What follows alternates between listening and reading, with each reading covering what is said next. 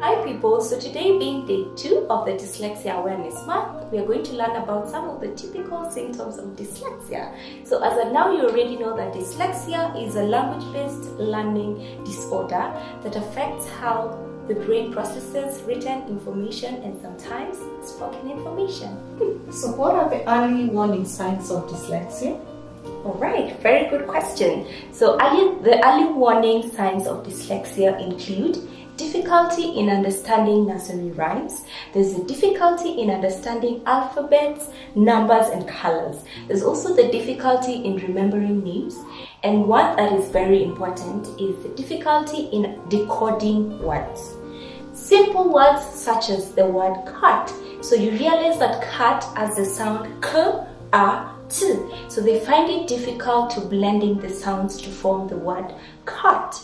Lastly, that is just predictable in some, we have the delayed speech development.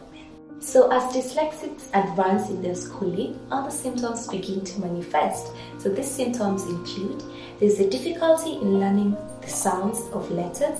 There's also difficulty in remembering names, shapes, and also letters. There's also the reversal of look-alike letters. For example, we have the word B and D. So you realize that your child, instead of writing B, they'll replace that with the D.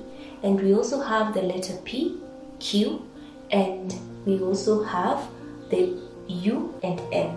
So all these symptoms are basically affected by the directionality issues in the brain, where the brain has challenges in telling the difference between the right from the left, and also the up and down. We also have the misreading or omission of common small words. Alright, there's also the stumbling of reading longer words. So another symptom includes the poor reading comprehension during oral and silent reading. There's also the slow laborious oral reading, and then we have the rapid memory recall. So after all this is said and done, one thing we have to note is that individuals with dyslexia have the ability to process information but just need additional time.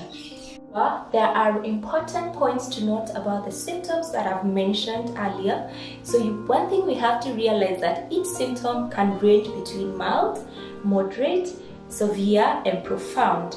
Another thing to note is that someone with dyslexia will have some of the symptoms, but not necessarily all the symptoms. Last but not least, no two individuals with dyslexia will present with the same exact symptoms with the exact degree of difficulty in the symptoms that we have mentioned. Thank you very much for joining. Stay tuned for more informative content about dyslexia.